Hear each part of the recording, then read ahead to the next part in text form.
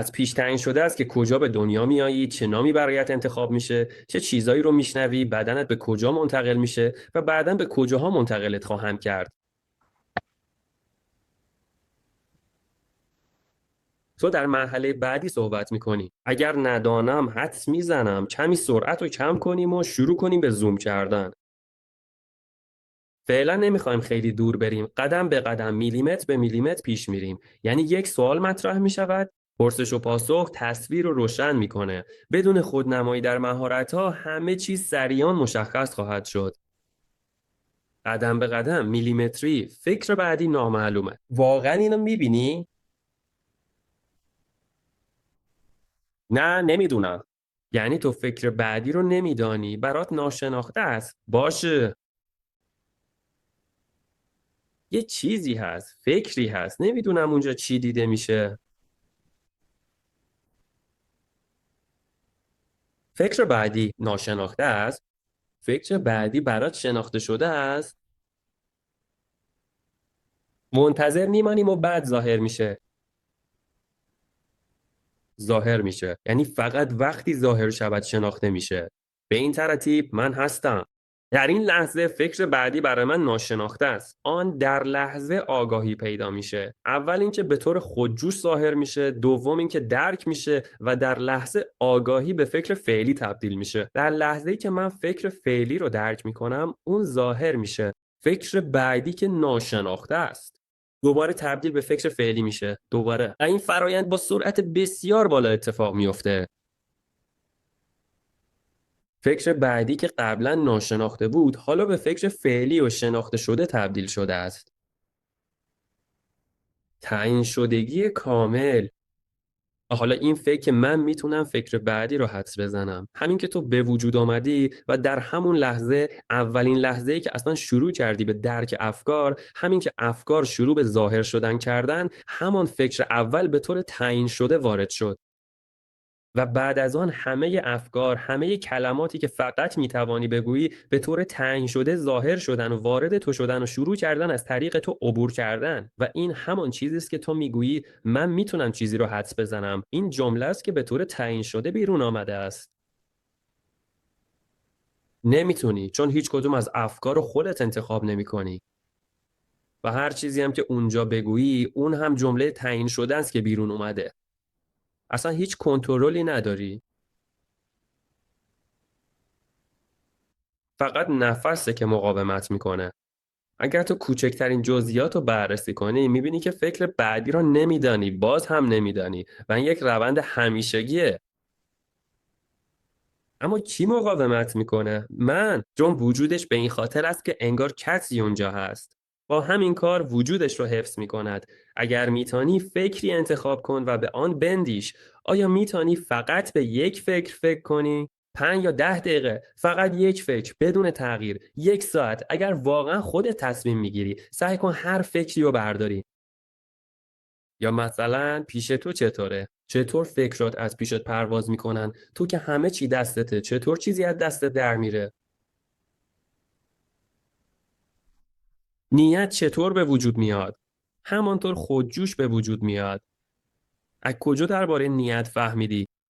پدیده‌های خودجوش به وجود میان. عالی است. اولا نمیدانستی این نیت خودجوش پیش میاد. وقتی پیشنهاد میشود 5 دقیقه به موضوعی فکر کنی، این فکر خود به خود در تو شکل میگیره. پاسخ که در آن نیت میکنم کاملا خودجوشه. آن آگاه میشه، به خود نسبت داده میشه و ارائه میگردد. تو تا قبل از این نمیدونستی که اینطور خواهی گفت و اینطور است و خواهند پرسید. این یک واقعیت است.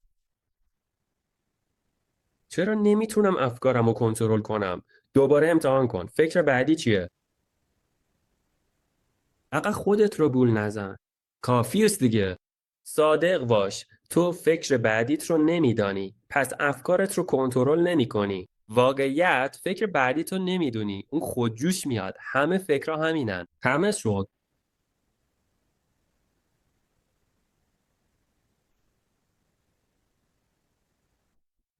گذشته و آینده. فقط صداقت. میدانم سرسری نگذر و دقیق بررسی کن. میبینی اینا؟ فکر بعدی چیست؟ فکر بعدی من عجله نکن، برای همشون همینطوره. بقیه رو به حال خودشون بگذار. فکر بعدی چیست؟ ببین همین حرکت، کاری که انجام دادی تو از واقعیتش خبر نداشتی. نگاه کن، همین که نشستی نیت کن که بنشینی و تکون نخوری یا با هم انجامش بدیم. بشینیم، صبر کنیم، اعتماد کنیم، ببینید درونت چه اتفاقی میفته. نمیتونی یه بطری، یه شیشه یا چیزی جلوت بذاری؟ آره میشینیم، میمونیم و تماشا میکنیم.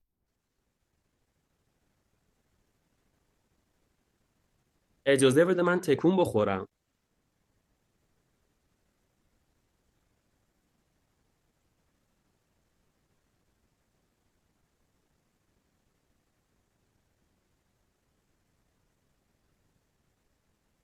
در عین حال که درون خودت همه فرایندا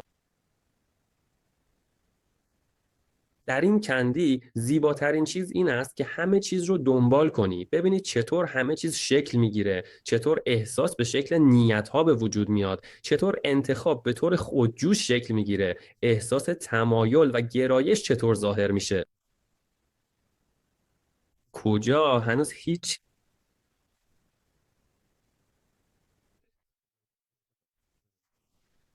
نفر بعدی که قرار است بیاید، جناب عالی هستید. فرصت بعدی معلوم نیست، تلاش کن. اهمیت این موضوع HIV رو درک کن. فقط وقتی معلوم میشه که به وجود آمده، قبل از آن که به وجود بیاد نامعلوم است. این من که تصمیم میگیرد، فکر میکند و همه کارها را انجام میدهد، این هم فقط فکر است. این من کجاست؟ این من دقیقاً کیست؟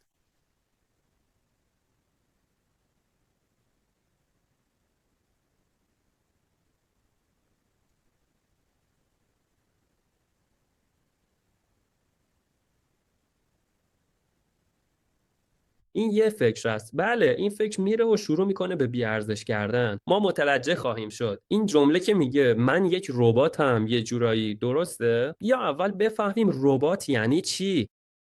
باید بفهمیم همه چیز از چی تشکیل شده. ببین تو متوجه میشی. خب بیا پس با کلمات و ارزش گذاریشون شروع کنیم و بررسیشون کنیم. این آسمونه، میفهمی؟ به یه آفریقایی بگو آسمون، نمیفهمتت. چیزی که دیده بشه خودشو میشناسونه. هر کسی چیزی رو ببینه اون چیز خودشو میشناسه. یه ارزش گذاری لفظی وجود داره که مثلا ربات بیدن خوبه یا بده. یکی میدونه و قضاوت میکنه که من چیم، رباتم.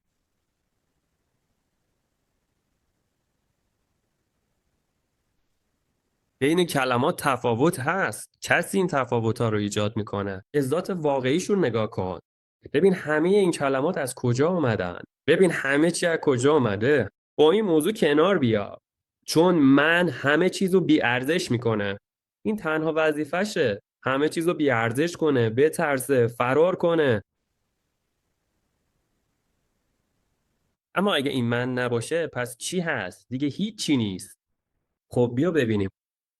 تو میخوای فقط داستانش رو بشنوی یا واقعا با تجربه مستقیم بفهمی؟ شناخت حقیقت فقط با تجربه مستقیم ممکنه. صداقت و صمیمیت براش کافیه، نه پرتاب کلمات بیهوده که فرار میکنن. وقتی میگم بیایید همه چیز رو تموم کنیم، چون شاعرم. انگار کسی اونجا برای بقیه مهمتره. هیچ کس برتر نیست و فقط همین یه نفر اینجاست.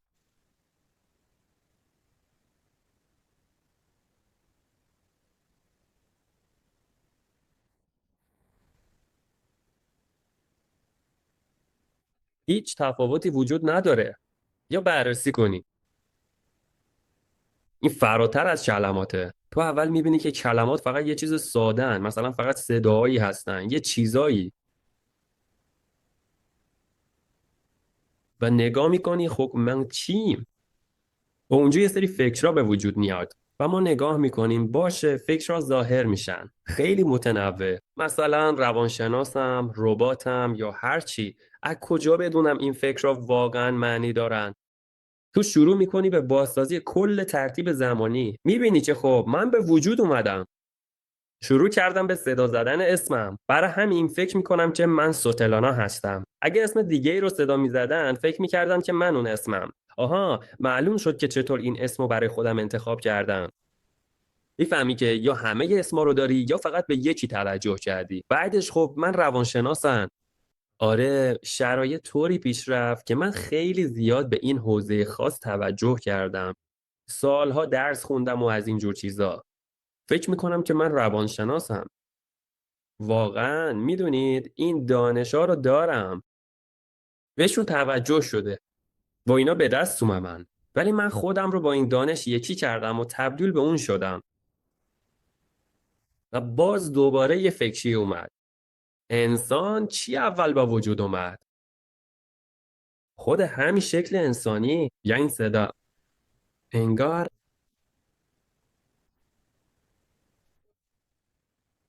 و تمام تو شروع میکنی از این کلمات و صداها فراتر بری. یعنی سعی نکنی بفهمی که تو چی هستی. از طریق کلمات و صداها، چون کلمات و صداها بعد از اینکه تو به وجود اومدی ظاهر شدن و تو قبل از اینکه کلمات و صداها به وجود بیان بودی. تو همزمان با اینکه کلمات و صداها ظاهر میشن و ناپدید میشن وجود داری. هر کلمه و صدایی که باشه تو درباره اون نیستی. همه کلمات و صدای بشریت تو درباره اونها نیستی. تو بدون تغییر قبل، حین و بعدش هستی. این افکار همین که بفهمی فکر بعدی ناشناخته است و خودجوش به وجود میاد، دیگه تو اونها رو به حال خودشون رها میکنی. اونا خودشون به خودی خود هستن، خودشون اتفاق میافتن. همه چیز باهاشون خوبه، خودشون اتفاق میافتن. حتی توجه رو هم خودشون هدایت میکنن و همونطور که توجه وجود داره همینطور توجه تو خیلی به اسم یه روانشناس یا چیز دیگه ای دادی و این میشه دنیای تو. دنیای تو از همین افکار ساخته شده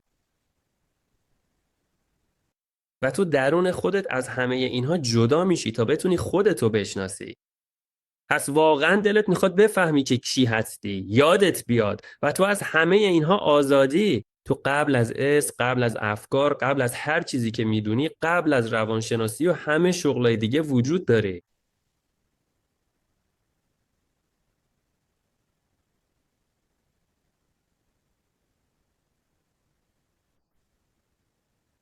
و بعدش ممکنه احساسات و عواطفی باشه.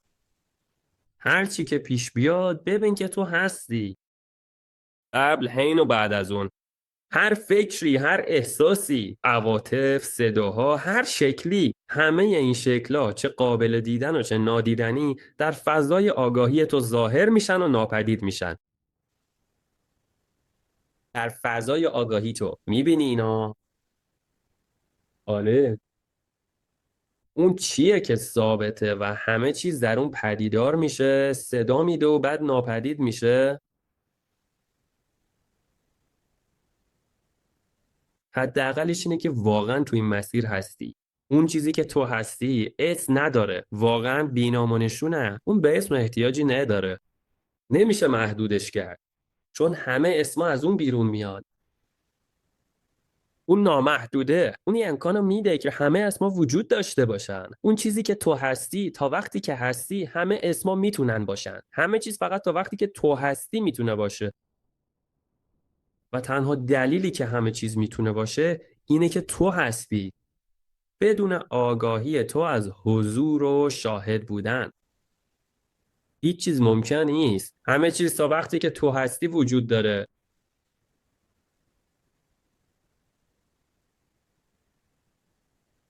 به محض اینکه بخوابی همه چیز ناپدید میشه و توجهت یه جای دیگه خواهد بود و اونجا همه چیز خواهد بود.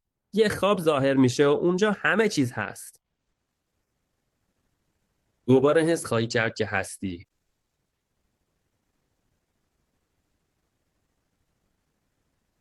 اون چیزی که تو هستی فراتر از بدنه و ذهن فراتر از همه این هاست.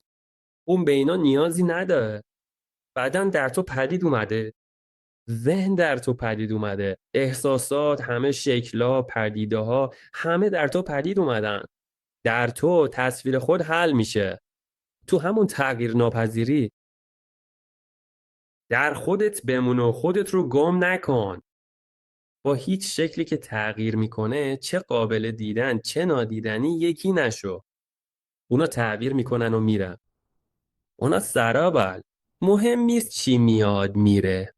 هر چی بیاد همه میرن. فقط تویی که تغییر نمیکنی هستی.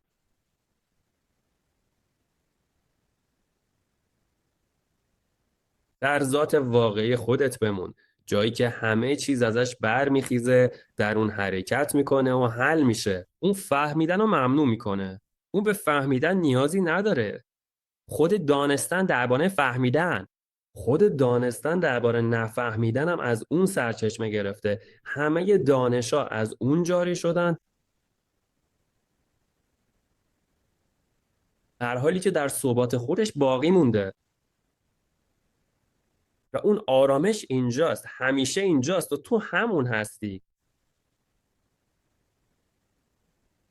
و خودتو گم نکن.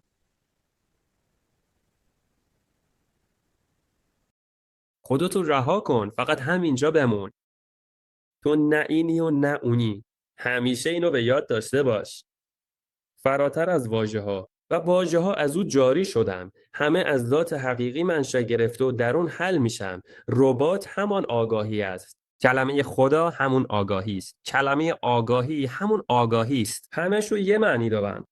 همشون یه ترکیب دارن. هیچ فرقی بین آنها نیست. فقط ذهن انسان در شما تفاوت ایجاد میکنه. اما میتونید از همه اینها فراتر برید و بفهمید که دیگران به این شکل تعامل میکنن و غیره. فقط الان میتونید ببینیدش. بذارید همونطور که هستن زندگی کنن.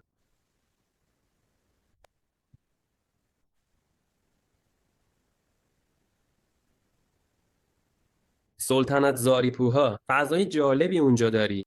سلام. سلام. من همیشه اینجا بودم. همین. توهم. نه، هیچ چیز خاصی نیست. همه چیز یگانگی است. فقط آگاهی وجود دارد. همه این چیزی است که هست. ناظر آگاهی را مشاهده میکنه. این تصویر آگاهی است. آگاهی، آگاهی. همه چیز فرو میریز و تمام. ما همین حالا در لحظه هستیم. همین. بگو. طبیعتا هر جا توجهت باشه همونجا حرفا و کارا شکل میگیره. هر چی دیده میشه همون دیده میشه. هر جا که میری همون جاست که میری. هر چی بیاد همون میاد. هر چی بره همون میره. خواسته از ذات حقیقی برمیخیزه. هر چی که هست همون ذات حقیقیه. برای همین ما خودمون رو آرزو میکنیم و طبیعتا همه چیز همین حالا وجود داره.